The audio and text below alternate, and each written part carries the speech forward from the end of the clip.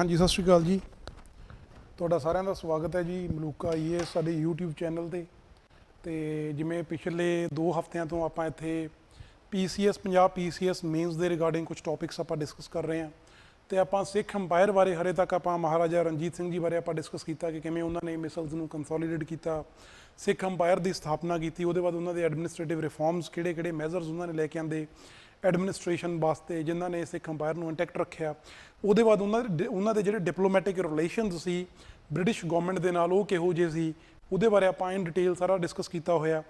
ਤੇ ਉਹਦੇ ਬਾਅਦ ਆਪਾਂ ਗੱਲ ਕੀਤੀ ਹੈ ਮਹਾਰਾਜਾ ਰਣਜੀਤ ਸਿੰਘ ਜੀ ਦੀ ਡੈਥ ਦੇ ਬਾਅਦ ਜਿਹੜਾ ਸਿੱਖ ਅੰਪਾਇਰ ਦੇ ਵਿੱਚ ਜਿਹੜੀ ਸਾਡੇ ਕੋਲੇ ਬਲੱਡ ਸ਼ੈੱਡ ਦਾ ਜਿਹੜਾ ਇੱਕ ਪੀਰੀਅਡ ਆਇਆ, ਖੂਨ ਖਰਾਬੇ ਦਾ ਸਮਾਂ ਆਇਆ, ਕਿਵੇਂ 10 ਸਾਲਾਂ ਦੇ ਵਿੱਚ ਜਾਂ ਜਿਵੇਂ ਮਹਾਰਾਜਾ ਰਣਜੀਤ ਸਿੰਘ ਜੀ ਦੀ ਡੈਥ ਦੇ 6-7 ਸਾਲਾਂ ਦੇ ਬਾਅਦ ਹੀ ਜਿਹੜਾ ਸਾਡੇ ਕੋਲੇ ਬ੍ਰਿਟਿਸ਼ ਗਵਰਨਮੈਂਟ ਆ ਉਹਨੇ ਪੰਜਾਬ ਦੇ ਸਿੱਖ ਅੰਪਾਇਰ ਦੇ ਵਿੱਚ ਇੰਟਰਫੇਅਰ ਕਰਨਾ ਸਟਾਰਟ ਕਰਤਾ ਤੇ ਕਿਵੇਂ ਸਾਡੇ ਕੋਲ ਉਹਦੇ ਬਾਅਦ ਜਿਹੜੀ ਗੱਦੀ ਨੂੰ ਲੈ ਕੇ ਮਹਾਰਾਜਾ ਦੀ ਜਿਹੜੀ ਗੱਦੀ ਆ ਉਹਨੂੰ ਲੈ ਕੇ ਕੁਛ ਜਿਹੜੇ ਬਾਹਰਲੇ ਲੋਕ ਨੇ ਜਿਵੇਂ ਸਿੱਖ ਅੰਪਾਇਰ ਤੋਂ ਬਾਹਰਲੇ ਜਿਹੜੇ ਵਿੱਚ ਆਏ ਹੋਏ ਲੋਕ ਸੀ ਜਿਵੇਂ ਡੋਗਰਾਜ਼ ਹੋ ਗਏ, ਉਸੇ ਤਰ੍ਹਾਂ ਸੰਧਾਵਾਲੀਏ ਸਰਦਾਰ ਹੋ ਗਏ, ਕਿਵੇਂ ਉਹਨਾਂ ਨੇ ਆਪਣੇ ਐਸਪੀਰੇਸ਼ਨਸ ਨੂੰ ਫੁੱਲਫਿਲ ਕਰਨ ਦੇ ਲਈ ਪੰਜਾਬ ਦੇ ਜਿਹੜੇ ਮਹਾਰਾਜਾ ਰਣਜੀਤ ਸਿੰਘ ਦੇ ਸਕਸੈਸਰ ਸੀ ਉਹਨਾਂ ਨੂੰ ਕਿਵੇਂ ਉਲਝਾਈ ਰੱਖਿਆ, ਆਪਸ ਵਿੱਚ ਲੜਾਈ ਰੱਖਿਆ, ਜਾਂ ਕਹਿ ਲਓ ਕਿਵੇਂ ਉੱਥੇ ਸਾਡੇ ਕੋਲੇ ਜਿਹੜੇ ਬਹੁਤ ਖੂਨ ਉੱਥੇ ਇੱਕ ਜਿਵੇਂ ਸ਼ਾਹੀ ਖੂਨ ਦਾ ਜਿਹੜਾ ਸਮਾਂ ਸੀ, ਸ਼ਾਹੀ ਖੂਨ ਖਰਾਬੇ ਦਾ ਸਮਾਂ ਉਹ ਦੇਖਿਆ ਪੰਜਾਬ ਨੇ। ਤੇ ਉਹਦੇ 'ਚ ਸਾਨੂੰ ਇੱਕ ਗੱਲ ਸਮਝ ਆਉਂਦੀ ਹੈ ਕਿ ਜਿਵੇਂ ਜੇ ਆਪਾਂ ਮੁਗਲ ਹਕੂਮਤ ਦੀ ਗੱਲ ਕਰੀਏ, ਜਿਹੜੇ ਮੁਗਲ ਸਾਡੇ ਕੋਲੇ ਮੁਗਲ ਸੀਗੇ, ਮੁਗਲ ਕਿੰਗ ਸੀ, ਉਹਨਾਂ ਦੇ ਵਿੱਚ ਬੇਸਿਕਲੀ ਜਿਹੜੀਆਂ ਆਪਣੇ ਕੋਲੇ ਜਿਵੇਂ ਔਰੰਗਜ਼ੇਬ ਦੇ ਬਾਅਦ ਦੀ ਆਪਾਂ ਗੱਲ ਕਰ ਲਈਏ ਜਾਂ ਸ਼ਾਹਜਹਾਂ ਦੇ ਬਾਅਦ ਦੀ ਆਪਾਂ ਗੱਲ ਕਰ ਲਈਏ, ਜਿਵੇਂ ਸ਼ਾਹਜਹਾਂ ਦੀ ਡੈਥ ਹੁੰਦੀ ਆ ਉਹਦੇ ਬਾਅਦ ਉਹਨਾਂ ਦੇ ਬੱਚਿਆਂ ਦੇ ਵਿੱਚ ਗੱਦੀ ਨੂੰ ਲੈ ਕੇ ਲੜਾਈ ਹੁੰਦੀ ਆ, ਉਹ ਆਪਸ ਵਿੱਚ ਲੜਦੇ ਨੇ, ਇੱਕ ਦੂਸਰੇ ਦਾ ਕਤਲ ਕਰਦੇ ਨੇ ਤੇ ਫਾਈਨਲੀ ਔਰੰਗਜ਼ੇਬ ਸਾਡੇ ਕੋਲੇ ਨੈਕਸਟ ਸਾਡੇ ਕੋਲੇ ਮੁਗਲ ਕਿੰਗ ਬਣ ਕੇ ਇੰਡੀਆ ਦੇ ਵਿੱਚ ਆਉਂਦਾ। ਜੇ ਉਹਦੇ ਕੰਪੈਰੇਟਿਵਲੀ ਅਸੀਂ ਪੰਜਾਬ ਦੇ ਜਿਹੜੇ ਮਹਾਰਾਜਾ ਰਣਜੀਤ ਸਿੰਘ ਦੇ ਸਕਸੈਸਰ ਨੇ ਉਹਨਾਂ ਦੀ ਗੱਲ ਕਰੀਏ, ਉਹਨਾਂ ਨੂੰ ਆਪਣੇ ਤੌਰ ਤੇ ਗੱਦੀ ਦੀ ਕੋਈ ਭੁੱਖ ਨਹੀਂ ਸੀ।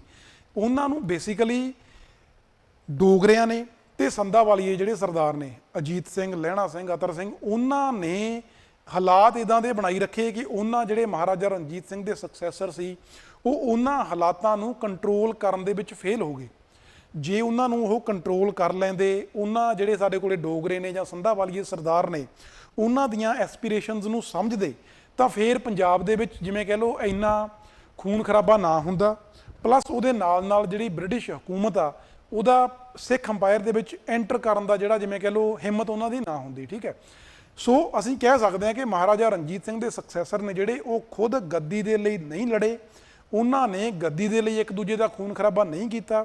ਜਿਹੜਾ ਵੀ ਖੂਨ ਖਰਾਬਾ ਹੋਇਆ ਉਹ ਸਾਡੇ ਕੋਲੇ ਡੋਗਰਿਆਂ ਨੇ ਜਾਂ ਜਿਹੜੇ ਸੰਧਾਵਾਲੀਏ ਸਰਦਾਰ ਨੇ ਜਿਹੜੇ ਸਿੱਖ ਅੰਪਾਇਰ ਤੋਂ ਬਾਹਰ ਦੇ ਸੀ ਉਹ ਸਿੱਖ ਅੰਪਾਇਰ ਦੇ ਵਿੱਚ ਆ ਕੇ ਐਂਟਰ ਕਰ ਗਏ, ਉਹਨਾਂ ਨੇ ਸਾਰਾ ਜਿਹੜਾ ਖੂਨ ਖਰਾਬਾ ਉਹ ਕਰਵਾਇਆ।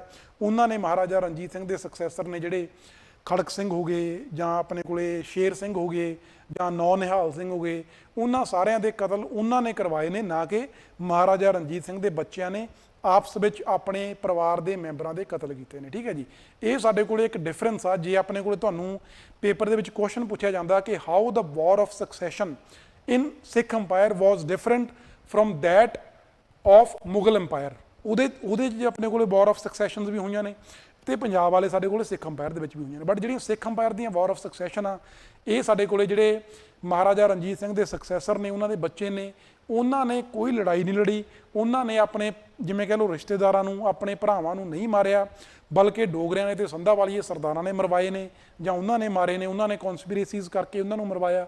ਉੱਥੋਂ ਦੀ ਜਿਹੜੀ ਸਿਚੁਏਸ਼ਨ ਉਹਨੂੰ ਬਹੁਤ ਇੱਦਾਂ ਦੀ ਸਿਚੁਏਸ਼ਨ ਬਣਾਤਾ ਕਿ ਉਹਨਾਂ ਦੇ ਕੰਟਰੋਲ 'ਚ ਨਹੀਂ ਹੋਈ ਉਹ। ਬਟ ਜਿਹੜੀ ਸਾਡੇ ਕੋਲੇ ਮੁਗਲ ਅੰਪਾਇਰ ਦੇ ਵਿੱਚ ਆਪਾਂ ਵਾਰ ਆਫ ਸਕਸੈਸ਼ਨ ਦੀ ਗੱਲ ਕਰਦੇ ਹਾਂ, ਉੱਥੇ ਜਿਹੜਾ ਖੂਨ ਖਰਾਬਾ ਹੋਇਆ ਉਹ ਸਾਡੇ ਕੋਲੇ ਜਿਵੇਂ ਕਹਿ ਲਓ ਭਾਈ ਨੇ ਭਾਈ ਨੂੰ ਜਾਂ ਪੁੱਤ ਨੇ ਪਿਓ ਨੂੰ ਮਾਰਿਆ ਉੱਥੇ। ਜਿਵੇਂ ਆਪਾਂ ਔਰੰਗਜ਼ੇਬ ਉਹਨਾਂ ਦੇ ਕੇਸ ਦੇ ਵਿੱਚ ਦੇਖਦੇ ਹਾਂ, ਬਹੁਤ ਸਾਰੀਆਂ ਉਹਨਾਂ ਦੀਆਂ 4-5 ਲੜਾਈਆਂ ਹੋਈਆਂ ਜਿੱਥੇ ਉਹਨਾਂ ਨੇ ਆਪਣੇ ਭਰਾਵਾਂ ਨੂੰ ਮਾਰਿਆ ਤੇ ਫਿਰ ਗੱਦੀ ਤੇ ਬੈਠੇ ਆ। ਠੀਕ ਹੈ ਜੀ, ਸੋ ਪੰਜਾਬ ਦੇ ਵਿੱਚ ਜਿਹੜਾ ਫੇਲੀਅਰ ਦਾ ਮੇਨ ਕਾਰਨ ਆ ਉਹ ਅਸੀਂ ਇਹ ਕਹਿ ਸਕਦੇ ਹਾਂ ਕਿ ਜਿਹੜੇ ਮਹਾਰਾਜਾ ਰਣਜੀਤ ਸਿੰਘ ਦੇ ਸਕਸੈਸਰ ਨੇ ਉਹ ਉਹਨਾਂ ਹਾਲਾਤਾਂ ਨੂੰ ਕਾਬੂ ਕਰਨ ਦੇ ਵਿੱਚ ਫੇਲ ਹੋਏ ਨੇ ਜਿਹੜੇ ਡੋਗਰਿਆਂ ਨੇ ਤੇ ਸੰਧਾਵਾਲੀਏ ਸਰਦਾਰਾਂ ਨੇ ਬਣਾਏ ਉੱਥੇ, ਤੇ ਉਹਨਾਂ ਹਾਲਾਤਾਂ ਦੀ ਭੇਟ ਸਾਡਾ ਜਿਹੜਾ ਸਿੱਖ ਅੰਪਾਇਰ ਆ ਉਹ ਚੜ੍ਹ ਗਿਆ। ਠੀਕ ਹੈ ਜੀ, ਚਲੋ ਇੱਥੇ ਤੱਕ ਆਪਾਂ ਡਿਸਕਸ ਕੀਤਾ ਸੀ। ਆਪਾਂ ਦੇਖਿਆ ਕਿ ਕਿਵੇਂ 1845 ਦੇ ਵਿੱਚ ਸਾਡੇ ਜਿਹੜੇ ਨਵੇਂ ਗਵਰਨਰ ਜਨਰਲ ਨੇ Henry Hardinge was a new governor general ਜਿਹੜਾ ਅਪਾਇੰਟ ਕੀਤਾ। ਉਸ ਤੋਂ ਪਹਿਲਾਂ ਸਾਡੇ ਕੋਲੇ ਐਲਨ ਬਰੋ ਸੀ, ਐਲਨ ਬਰੋ ਨੂੰ ਰਿਪਲੇਸ ਕਰਕੇ Henry Hardinge was made new governor general of India. ਤੇ ਉਹਦੇ ਆਉਣ ਦੇ ਨਾਲ ਜਿਹੜਾ ਸਾਡੇ ਕੋਲੇ ਐਂਗਲੋ ਸਿੱਖ ਵਾਰਸ ਨੇ ਉਹ ਸਟਾਰਟ ਹੁੰਦੀਆਂ ਨੇ। ਆਪਾਂ ਅੱਜ ਫਸਟ ਐਂਗਲੋ ਸਿੱਖ ਵਾਰ ਪੜਾਂਗੇ, ਉਹਦੇ 'ਚ ਕੀ ਕੁਝ ਹੋਇਆ ਜਾਂ ਤੇ ਉਹਦੇ ਜਿਹੜੇ ਜਿਵੇਂ ਕਹਿ ਲਓ ਕੀ ਉਹਦੇ 'ਚ ਆਪਣੇ ਕੋਲੇ ਕੀ ਉਹਦੇ ਕਾਰਨ ਬਣੇ, ਕਿਹੜੀਆਂ ਲੜਾਈਆਂ ਹੋਈਆਂ, ਉਹ ਆਪਾਂ ਸਾਰੀਆਂ ਇੱਥੇ ਡਿਸਕਸ ਕਰਾਂਗੇ। ਠੀਕ ਹੈ ਜੀ। ਤੇ ਆਹ ਸਾਡਾ ਟੈਲੀਗ੍ਰਾਮ ਚੈਨਲ ਹੈ ਜੀ, Maluka IAS Punjab PCS Maluka IAS। ਇੱਥੇ ਤੁਹਾਨੂੰ ਸਾਰੀਆਂ ਜਿਹੜੀਆਂ ਇੱਥੇ ਕਲਾਸਿਸ ਹੋ ਰਹੀਆਂ ਨੇ, ਜਿਵੇਂ ਸਾਡੇ ਕੋਲੇ ਜਿਹੜਾ ਕੁਝ ਇੱਥੇ ਪੜ੍ਹਨਾ, ਇਹਨਾਂ ਸਾਰਿਆਂ ਦੀ ਤੁਹਾਨੂੰ PDF ਇਸ ਟੈਲੀਗ੍ਰਾਮ ਚੈਨਲ ਤੇ ਪ੍ਰੋਵਾਈਡ ਕੀਤੀ ਜਾਂਦੀ ਹੈ। ਇਸ ਤੋਂ ਪਹਿਲਾਂ ਵੀ ਜਿਹੜੀਆਂ ਸਾਡੀਆਂ ਕਲਾਸਿਸ ਹੋਈਆਂ ਨੇ ਉਹਨਾਂ ਸਾਰਿਆਂ ਦਾ ਜਿਹੜਾ ਆਪਣੇ ਕੋਲੇ ਜੋ ਕੁਝ ਇੱਥੇ ਪੜ੍ਹਿਆ ਉਹਦੇ ਲਈ ਜੋ PDF ਜੋ ਸਾਡਾ PDFs ਸੀ, ਜੋ ਆਪਾਂ ਇੱਥੇ ਜੋ ਚੀਜ਼ਾਂ ਪੜ੍ਹੀਆਂ ਨੇ ਉਹ ਸਾਰੀਆਂ ਤੁਹਾਨੂੰ ਇਸ ਟੈਲੀਗ੍ਰਾਮ ਚੈਨਲ ਤੇ ਪ੍ਰੋਵਾਈਡ ਕੀਤੀਆਂ ਜਾ ਰਹੀਆਂ ਨੇ। ਉੱਥੇ ਪਹਿਲਾਂ ਪੋਸਟ ਕੀਤੀਆਂ ਜਾ ਚੁੱਕੀਆਂ ਨੇ। ਜਿਹੜੇ ਬੱਚੇ ਨਵੇਂ ਨੇ ਤੁਸੀਂ ਇਹ ਚੈਨਲ ਨੂੰ ਸਬਸਕ੍ਰਾਈਬ ਕਰਕੇ ਜੁਆਇਨ ਕਰਕੇ ਉਹ ਸਾਰੀਆਂ ਜਿਹੜਾ ਸਟੱਡੀ ਮਟੀਰੀਅਲ ਉੱਥੋਂ ਉਹ ਤੁਸੀਂ ਐਕਸੈਸ ਕਰ ਸਕਦੇ ਹੋ। ਪਲੱਸ ਜਿਹੜੀਆਂ ਆਉਣ ਵਾਲੀਆਂ ਕਲਾਸਿਸ ਨੇ ਜਾਂ ਕੁਝ ਹੋਰ ਇਨਫੋਰਮੇਸ਼ਨ ਆ ਉਹ ਵੀ ਉੱਥੇ ਤੁਹਾਡੇ ਲਈ ਪੋਸਟ ਕੀਤੀ ਜਾਂਦੀ ਹੈ। ਚਲੋ ਹੁਣ ਆਪਾਂ ਗੱਲ ਕਰਦੇ ਹਾਂ ਜੀ, ਜਿਹੜੀ ਸਾਡੇ ਕੋਲੇ ਫਸਟ ਐਂਗਲੋ ਸਿੱਖ ਵਾਰ ਹੋਈ ਆ ਉਹਦੀ ਆਪਾਂ ਗੱਲ ਕਰਾਂਗੇ।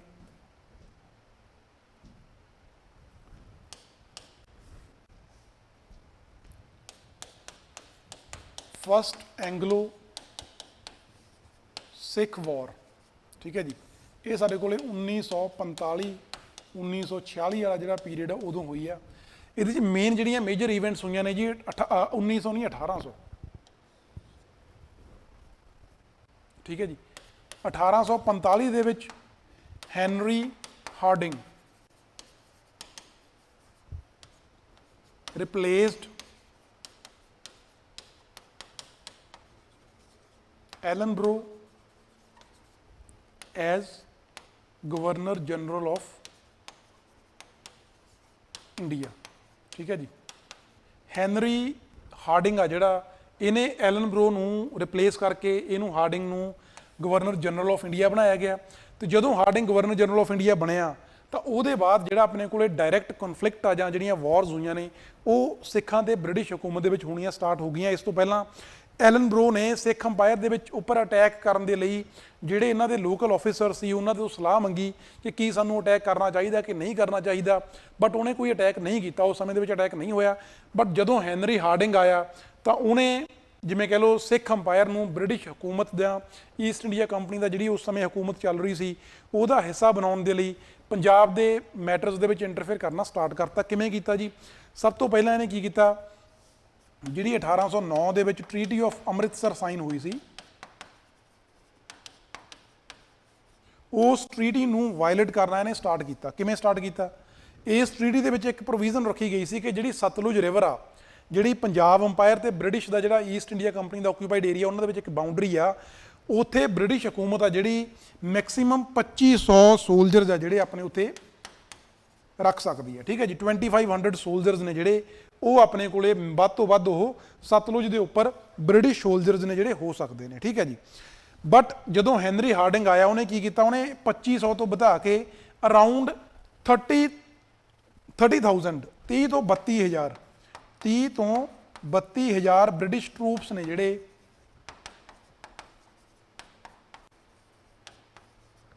ਸਾਡੇ ਕੋਲੇ ਜਿਹੜੀ ਸਤਲੁਜ ਰਿਵਰ ਆ, ਜਿਹੜੀ ਇੱਕ ਬਾਉਂਡਰੀ ਆ ਪੰਜਾਬ ਅੰਪਾਇਰ ਤੇ ਬ੍ਰਿਟਿਸ਼ ਅੰਪਾਇਰ ਦੇ ਵਿੱਚ, ਉੱਥੇ ਉਹਨੇ ਅਰਾਊਂਡ 32,000 ਬ੍ਰਿਟਿਸ਼ ਟਰੂਪਸ ਉੱਤੇ ਪਲੇਸ ਕਰਤੇ। ਉਹਦੇ ਨਾਲ ਨਾਲ ਉਹਨਾਂ ਨੂੰ ਕੈਨਨਸ, ਤੋਪਾਂ ਦੇ ਕੇ ਉੱਥੇ ਉਹਨਾਂ ਨੂੰ ਖੜਾਇਆ, ਠੀਕ ਹੈ ਜੀ। ਮਤਲਬ ਕਿ ਅਲੋਂਗ ਵਿਦ ਕੈਨਨਸ, ਤੋਪਾਂ ਦੇ ਕੇ ਉਹਨਾਂ ਨੂੰ ਉੱਥੇ ਪੋਸਟ ਕੀਤਾ, ਸੋ ਦੈਟ ਵੀ ਉਹ ਜੇ ਜਿਵੇਂ ਕਹਿ ਲਓ ਕੋਈ ਉਹ ਪੰਜਾਬ ਦੇ ਵਿੱਚ ਇੰਟਰਫੇਅਰ ਕਰ ਸਕਣ, ਪੰਜਾਬ ਦੇ ਵਿੱਚ ਐਂਟਰ ਕਰ ਸਕਣ, ਕਿਉਂਕਿ ਉਸ ਤੋਂ ਪਹਿਲਾਂ ਰੋਕਿਆ ਗਿਆ ਸੀ। ਤੇ ਹੁਣ ਉਹਨਾਂ ਨੇ ਪੰਜਾਬ 'ਚ ਐਂਟਰ ਕਰਨ ਦੇ ਲਈ ਪੂਰੀ ਤਿਆਰੀ ਕਰ ਲਈ ਸੀ। ਇਹਦੇ ਨਾਲ ਦੇ ਨਾਲ ਉਹਨਾਂ ਨੇ ਅਰਾਊਂਡ 70 ਬੋਟਸ ਨੇ ਜਿਹੜੀਆਂ ਉਹ ਵੀ ਆਪਣੇ ਕੋਲੇ ਬੰਬੇ ਤੋਂ ਫਿਰੋਜ਼ਪੁਰ ਮੰਗਵਾ ਲਈਆਂ ਸੀ। 70 ਬੋਟਸ, ਠੀਕ ਹੈ ਜੀ, ਬੰਬੇ ਤੋਂ ਫਿਰੋਜ਼ਪੁਰ ਦੇ ਵਿੱਚ ਮੰਗਵਾ ਲਈਆਂ। ਮਤਲਬ ਕਿ ਲੜਾਈ ਦੀ ਪੂਰੀ ਤਿਆਰੀ ਹੋ ਰਹੀ ਸੀ ਬ੍ਰਿਟਿਸ਼ ਹਕੂਮਤ ਦੇ ਦੁਆਰਾ, ਕਿਉਂਕਿ ਸਤਲੁਜ ਰਿਵਰ ਨੂੰ ਪਾਰ ਕਰਕੇ ਜਾਣਾ ਸੀ। ਫਿਰੋਜ਼ਪੁਰ ਦਾ ਇਲਾਕਾ ਅਸੀਂ ਪੜ੍ਹਿਆ ਕਿ 1835-36 ਦੇ ਦੌਰਾਨ ਮਹਾਰਾਜਾ ਰਣਜੀਤ ਸਿੰਘ ਦੇ ਦੌਰਾਨ ਹੀ ਫਿਰੋਜ਼ਪੁਰ ਆ ਜਿਹੜਾ ਉਹ ਬ੍ਰਿਟਿਸ਼ ਹਕੂਮਤ ਨੇ ਆਪਣੇ ਕਬਜ਼ੇ 'ਚ ਕਰ ਲਿਆ ਸੀ। ਤਾਂ ਉਹਨਾਂ ਨੇ ਫਿਰੋਜ਼ਪੁਰ 70 ਬੋਟਾਂ ਲਿਆ ਕੇ 76 ਜਿਹੜੀਆਂ 70 ਕਿਸ਼ਤੀਆਂ ਨੇ, ਬੇੜੀਆਂ ਨੇ, ਉਹ ਲਿਆ ਕੇ ਰੱਖ ਲਈਆਂ ਉੱਥੇ। ਉਹਨਾਂ ਦੀ ਪੂਰੀ ਤਿਆਰੀ ਸੀ ਕਿ ਸਤਲੁਜ ਨੂੰ ਕ੍ਰਾਸ ਕਰਕੇ ਸਿੱਖ ਅੰਪਾਇਰ 'ਚ ਐਂਟਰ ਕਰਨਗੇ, ਠੀਕ ਹੈ ਜੀ। ਇੱਕ ਇੱਦਾਂ ਦਾ ਇੱਕ ਸੀਨ ਕ੍ਰੀਏਟ ਕੀਤਾ ਗਿਆ, ਇਹਨਾਂ ਦੀ ਪਲਾਨਿੰਗ ਦਾ ਹਿੱਸਾ ਸੀ। ਕਿਉਂਕਿ ਸਾਨੂੰ ਪਤਾ ਉਸ ਟਾਈਮ ਤੇ ਜਿਹੜੇ ਪੰਜਾਬ ਦੇ PMC ਹੀ ਵਾਜ਼ ਲਾਲ ਸਿੰਘ। ਤੇਜਾ ਸਿੰਘ ਸੀ ਜਿਹੜਾ, ਇਹ ਸਾਡੇ ਕੋਲੇ ਸੀਗਾ ਕਮਾਂਡਰ ਇਨ ਚੀਫ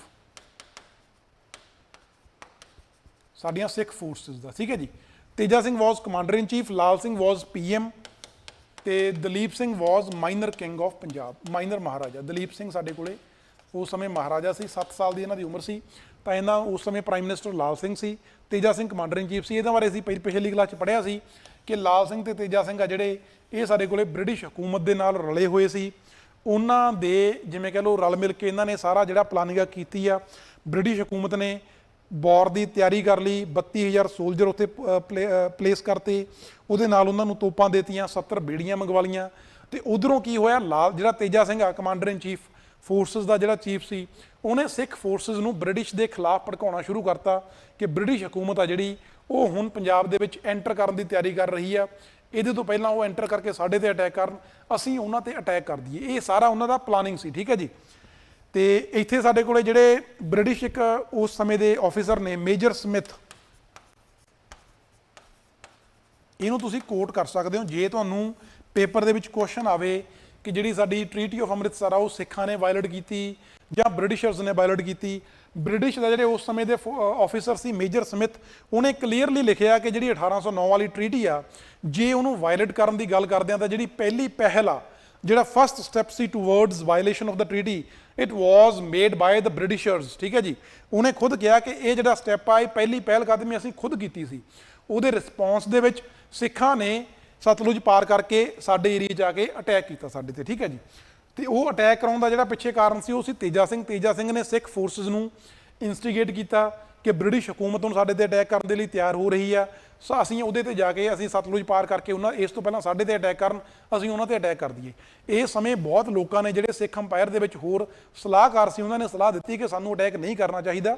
ਇਸ ਤੋਂ ਪਹਿਲਾਂ ਇਹ ਜਿਵੇਂ ਕਹਿ ਲਓ ਸਾਰਾ ਹਿਸਟੋਰੀਕਲ ਜਿਵੇਂ ਕਹਿ ਲਓ ਐਵੀਡੈਂਸ ਦੇ ਵਿੱਚ ਸਾਡੇ ਕੋਲੇ ਰਿਟਨ ਰਿਕਾਰਡਸ ਦੇ ਵਿੱਚ ਮੈਂਸ਼ਨਡ ਆ ਕਿ ਸਲਾਹਕਾਰਾਂ ਨੇ ਜਿਹੜੇ ਐਡਵਾਈਜ਼ਰ ਸੀ ਉਹਨਾਂ ਨੇ ਐਡਵਾਈਜ਼ ਕੀਤਾ ਕਿ ਸਾਨੂੰ ਨਹੀਂ ਲੜਨਾ ਚਾਹੀਦਾ, ਸਾਨੂੰ ਡਾਇਰੈਕਟ ਕਨਫਲਿਕਟ ਦੇ ਵਿੱਚ ਨਹੀਂ ਆਉਣਾ ਚਾਹੀਦਾ, ਸਾਨੂੰ ਪੀਸਫੁਲੀ ਉਹਨਾਂ ਦੇ ਨਾਲ ਕੋਈ ਜਿਹੜੀ ਆਪਣੀਆਂ ਗੱਲਬਾਤ ਦੇ ਰਾਹੀਂ ਇਹ ਮੈਟਰ ਆ ਜਿਹੜਾ ਸੁਲਝਾ ਲੈਣਾ ਚਾਹੀਦਾ। ਬਟ ਲਾਲ ਸਿੰਘ ਤੇਜਾ ਸਿੰਘ ਇਹ ਬ੍ਰਿਟਿਸ਼ ਹਕੂਮਤ ਨਾਲ ਰਲੇ ਹੋਏ ਸੀ। ਲਾਲ Singh was PM, Teja Singh was commander in chief, ਉਹਨਾਂ ਕੋਲੇ ਮੇਨ ਜਿਹੜੀਆਂ ਪ੍ਰਾਈਮ ਪੋਜੀਸ਼ਨਸ ਨੇ ਉਹ ਹੋਲਡ ਕਰਦੇ ਸੀ, ਤਾਂ ਉਹਨਾਂ ਦੀ ਗੱਲ ਮੰਨਣੀ ਪਈ ਉਹਨਾਂ ਦੇ ਕਹਿਣ ਤੇ। ਉਹਦੇ ਬਾਅਦ ਸਾਡੇ ਕੋਲੇ ਜਿਵੇਂ ਕਹਿ ਲਓ ਜਿਹੜੀਆਂ ਸਿੱਖ ਫੋਰਸਿਸ ਨੇ ਉਹਨਾਂ ਨੇ ਸਤਲੁਜ ਦਰਿਆ ਪਾਰ ਕੀਤਾ ਤੇ 17 ਨਵੰਬਰ 1845 ਨੂੰ ਸਿੱਖ ਫੋਰਸਿਸ ਨੇ ਵਾਰ ਡਿਕਲੇਅਰ ਕਰਤੀ ਅਗੇਂਸਟ ਬ੍ਰਿਟਿਸ਼ਰਸ, ਠੀਕ ਹੈ ਜੀ।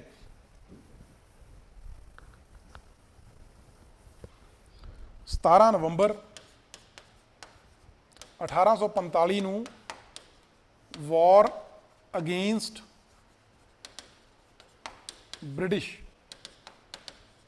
ਵਾਜ਼ ਡਿਕਲੇਅਰਡ।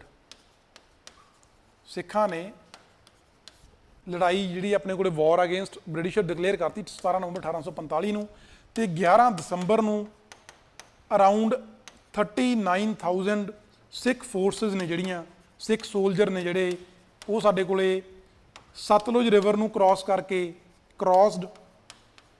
ਸਤਲੁਜ ਰਿਵਰ ਨੂੰ ਕ੍ਰਾਸ ਕਰਕੇ ਉਹ ਸਾਡੇ ਕੋਲੇ ਜਿਹੜਾ ਸਭਰਾਓਂ ਵਾਲਾ ਏਰੀਆ, ਸਭਰਾਓਂ ਉੱਥੇ ਆ ਗਏ, ਠੀਕ ਹੈ ਜੀ। ਸਭਰਾਓਂ ਫਿਰੋਜ਼ਪੁਰ ਡਿਸਟ੍ਰਿਕਟ ਦਾ ਪਾਰਟ ਆ, ਉੱਥੇ ਆ ਗਏ 11 ਦਸੰਬਰ ਨੂੰ। 39,000 ਸਿੱਖ ਫੋਰਸ ਜਿਹੜੀਆਂ ਪਹਿਲਾਂ ਸਤਲੁਜ ਤੋਂ ਉੱਪਰ ਸੀ, ਹੁਣ ਤੇਜਾ ਸਿੰਘ ਦੇ ਕਹਿਣ ਤੇ 39,000 ਸਿੱਖ ਫੋਰਸਿਸ ਨੇ ਜਿਹੜੀਆਂ ਉਹ ਸਾਡੇ ਕੋਲੇ ਸਭਰਾਓਂ ਇਲਾਕੇ ਦੇ ਵਿੱਚ, ਮਤਲਬ ਕਿ ਜਿਹੜਾ ਬ੍ਰਿਟਿਸ਼ ਹਕੂਮਤ ਦਾ ਇਲਾਕਾ ਸੀ ਫਿਰੋਜ਼ਪੁਰ ਏਰੀਆ, ਉੱਥੇ ਆ ਕੇ ਉਹਨਾਂ ਨੇ ਦੋ ਸਾਡੇ ਕੋਲ ਉਹਨਾਂ ਦੀਆਂ ਬ੍ਰਿਟਿਸ਼ ਦੀਆਂ ਛਾਉਣੀਆਂ ਸੀ ਉਸ ਸਮੇਂ ਤੇ, ਇੱਕ ਸੀਗੀ ਫਿਰੋਜ਼ਪੁਰ, ਦੂਸਰੀ ਸੀਗੀ ਲੁਧਿਆਣਾ।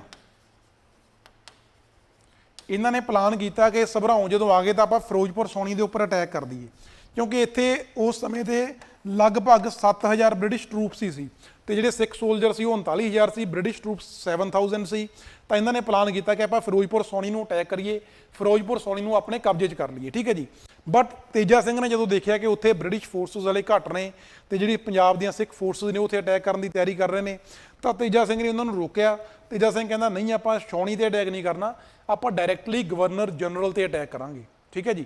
ਜਦੋਂ ਗਵਰਨਰ ਜਨਰਲ ਨੂੰ ਆਪਾਂ ਮਾਰਤਾ ਜਾਂ ਉਹਦੇ ਤੇ ਆਪਾਂ ਉਹਨੂੰ ਹਰਾਤਾ ਤਾਂ ਜਿਹੜਾ ਬ੍ਰਿਟਿਸ਼ ਫੋਰਸਿਸ ਨੇ ਇੱਥੋਂ ਆਪਣੇ ਆਪ ਚਲੀਆਂ ਜਾਣਗੀਆਂ ਪਿੱਛੇ। ਤਾਂ ਇਹਨੇ ਉਹਨਾਂ ਨੂੰ ਥੋੜੇ ਦਿਨਾਂ ਲਈ ਰੋਕਿਆ ਤੇ ਉਸ ਰੋਕਣ ਦੇ ਦੌਰਾਨ, ਉਸ ਸਮੇਂ ਦੇ ਦੌਰਾਨ ਬ੍ਰਿਟਿਸ਼ ਫੋਰਸਿਸ ਨੇ ਜਿਹੜੀਆਂ ਉਹਨਾਂ ਨੇ ਆਪਣੀ ਤਿਆਰੀ ਕਰ ਲਈ ਤੇ ਫਿਰੋਜ਼ਪੁਰ ਦੇ ਵਿੱਚ ਉਹਨਾਂ ਨੇ ਆਪਣੀ ਹੋਰ ਫੋਰਸਿਸ ਮੰਗਵਾ ਲਈਆਂ। ਠੀਕ ਹੈ ਜੀ।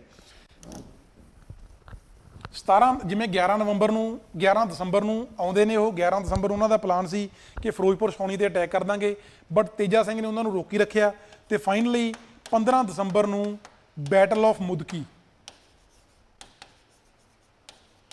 ਵੈਰੀ ਇੰਪੋਰਟੈਂਟ ਹੈ। ਹੁਣ ਆਪਾਂ ਜਿਹੜੀਆਂ ਇਸ ਫਸਟ ਐਂਗਲੋ ਸਿੱਖ ਵਾਰ ਦੇ ਦੌਰਾਨ ਜਿਹੜੀਆਂ ਮੇਜਰ ਬੈਟਲਸ ਹੋਈਆਂ ਨੇ, ਬੈਟਲਸ ਉਹਨਾਂ ਦੀ ਗੱਲ ਕਰਾਂਗੇ, ਜਿਹੜੀਆਂ ਮੇਨ ਲੜਾਈਆਂ ਲੜੀਆਂ ਗਈਆਂ ਇਸ ਯੁੱਧ ਦੇ ਦੌਰਾਨ। ਕਿਹੜੀਆਂ ਨੇ ਜੀ ਉਹ? ਫਸਟ 15 ਦਸੰਬਰ ਨੂੰ ਹੁੰਦੀ ਹੈ ਜੀ battle of Mudki. Mudki Firozpur district ਦੇ ਵਿੱਚ ਲਾਈ ਕਰਦਾ। ਇੱਥੇ ਸਾਡੇ ਕੋਲੇ ਜਦੋਂ, ਕਿਉਂਕਿ 11 ਦਸੰਬਰ ਨੂੰ ਆਏ ਸੀ ਤੇ ਉਹਨਾਂ ਨੇ ਅਟੈਕ ਕਰਨ ਦੀ ਗੱਲ ਕੀਤੀ, ਤੇਜਾ ਸਿੰਘ ਨੇ ਰੋਕ ਰੱਖਿਆ ਤੇ ਉਹਨੇ ਸਮੇਂ ਦੇ ਵਿੱਚ ਬ੍ਰਿਟਿਸ਼ ਗਵਰਨਮੈਂਟ ਨੇ ਆਪਣੀ ਤਿਆਰੀ ਕਰ ਲਈ, ਬ੍ਰਿਟਿਸ਼ ਦੀ ਫੋਰਸ ਉੱਥੇ ਵੱਧ ਗਈ। ਬੈਟਲ ਆਫ ਮੁਦਕੀ 'ਚ ਸਾਡੇ ਕੋਲੇ ਜਿਹੜੀਆਂ ਸਿੱਖ ਫੋਰਸਿਸ ਨੇ ਉਹਨਾਂ ਨੂੰ ਹਾਰ ਦੇਖਣੀ ਪਈ, ਕਿਉਂਕਿ ਬ੍ਰਿਟਿਸ਼ ਫੋਰਸਿਸ ਨੇ ਆਪਣੀ ਤਿਆਰੀ ਕਰ ਲਈ ਸੀ ਉਹਨਾਂ ਦਿਨਾਂ ਦੇ ਵਿੱਚ। ਤਾਂ ਇੱਥੇ ਸਾਡੇ ਕੋਲੇ ਸਿੱਖ ਫੋਰਸਿਸ ਨੇ ਲੋਸਟ, ਸਿੱਖ ਫੋਰਸਿਸ ਇੱਥੇ ਸਾਡੇ ਕੋਲੇ ਲੋਸਟ ਦਿਸ ਬੈਟਲ। ਹਾਰੇ ਕਿਉਂ ਨੇ? Because of Teja Singh. ਠੀਕ ਹੈ ਜੀ। ਚਲੋ ਇਹਦੇ ਬਾਅਦ ਜਦੋਂ ਇਹ ਬੈਟਲ ਹਾਰ ਗਏ, ਕਿਉਂਕਿ ਇਹ ਤਾਂ ਹੈ ਨਹੀਂ ਵੀ ਹੁਣ ਆਪਣੇ ਕੋਲ ਇੱਕ ਵਾਰੀ ਅਟੈਕ ਕਰਕੇ ਆਪਾਂ ਹੁਣ ਹਾਰ ਗਏ ਤਾਂ ਵਾਪਸ ਆ ਜਾਈਏ, ਤਾਂ ਹੁਣ ਦੁਬਾਰਾ ਵੀ ਤਿਆਰੀ ਕਰਨੀ ਹੈ ਅਟੈਕ ਦੀ। ਠੀਕ ਹੈ ਨਾ। ਉਹਦੇ ਬਾਅਦ ਸਾਡੇ ਕੋਲ ਆਉਂਦੀ ਹੈ ਜੀ ਬੈਟਲ ਆਫ ਫਿਰੋਜ਼ ਸ਼ਾਹ, ਜਾਂ ਇਹਨੂੰ ਫਿਰੋਜ਼ ਸ਼ਹਿਰ ਦੀ ਬੈਟਲ ਵੀ ਕਿਹਾ ਜਾਂਦਾ, ਜਾਂ ਫਿਰ ਇਹਨੂੰ ਬੈਟਲ ਆਫ ਫੇਰੂ ਵੀ ਕਿਹਾ ਜਾਂਦਾ, ਬੈਟਲ ਆਫ ਫੇਰੂ। ਠੀਕ ਹੈ ਜੀ।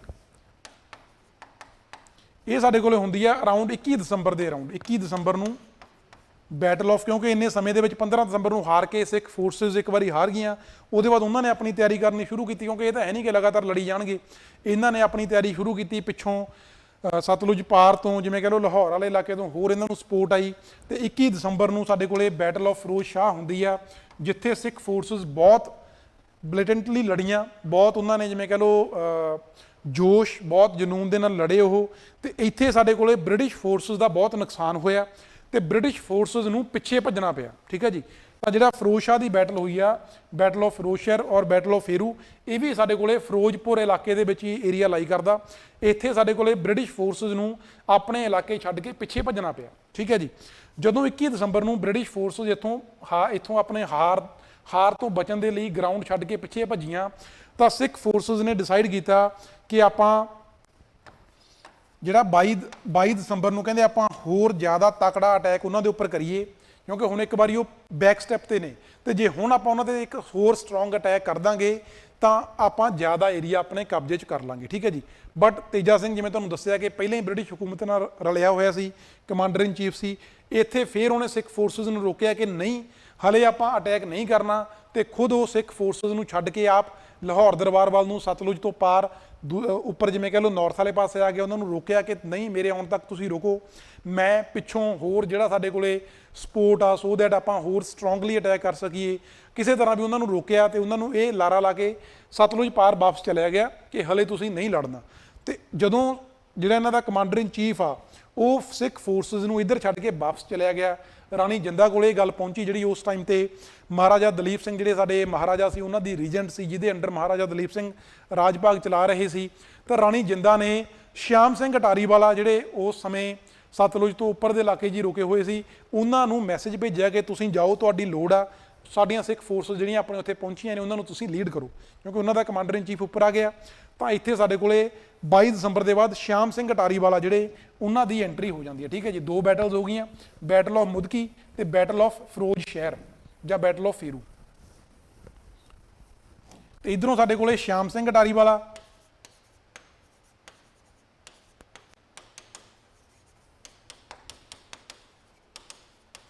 ਦੀ ਐਂਟਰੀ ਹੁੰਦੀ ਹੈ, ਤੇ ਉਧਰੋਂ ਸਾਡੇ ਕੋਲੇ ਰਣਜੋਧ ਸਿੰਘ ਮਜੀਠੀਆ।